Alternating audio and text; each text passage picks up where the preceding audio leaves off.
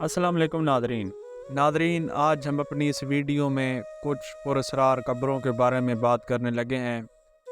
ناظرین، جب 712 میں محمد بن قاسم سندھ پر حملہ آور ہوا اور اسلام کا پرچم بلند کیا، اسی کے دوران جو محمد بن قاسم کے سپاہی شہید ہوئے انہیں یہاں دفن کیا گیا۔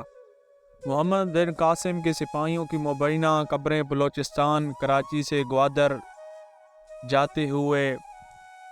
RCD ہائی وے پر تقریباً 2 گھنٹے سفر کرنے کے بعد بائیں طرف جہاں سے کوسٹل ہائی وے کا آغاز ہوتا ہے وہاں سے تھوڑا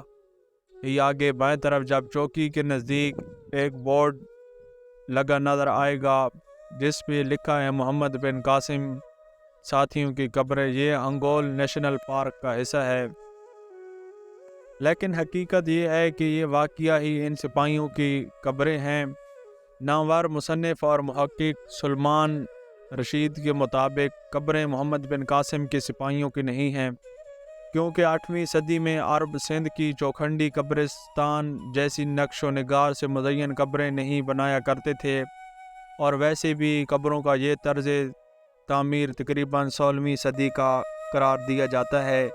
ایک اور تحقیق کے مطابق یہ قبریں 18ویں صدی کے وسط سے تعلق رکھتی ہیں، اور ان کا تذکرہ منان احمد آصف نے اپنی کتاب اے بک آف کنکویسٹ میں بھی کہا ہے۔ بہرحال جو بھی حقیقت ہے، لیکن یہ تاریخی جگہ ہے جس کے بارے نہ کوئی مناسب تاریخی حوالہ ہے، نہ ان کی دیکھ بھال کے لیے کوئی مناسب حکمت عملی۔ لاوارث پڑا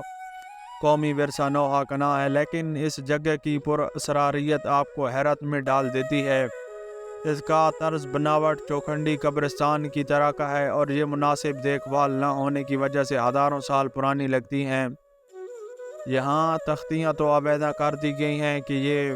فاتح سندھ محمد بن قاسم کے ساتھیوں کی قبریں ہیں، لیکن کوئی ٹھوس حوالہ موجود نہ ہے، نہ کوئی مناسب مواد ان کی اصل تاریخ کا بتاتا ہے۔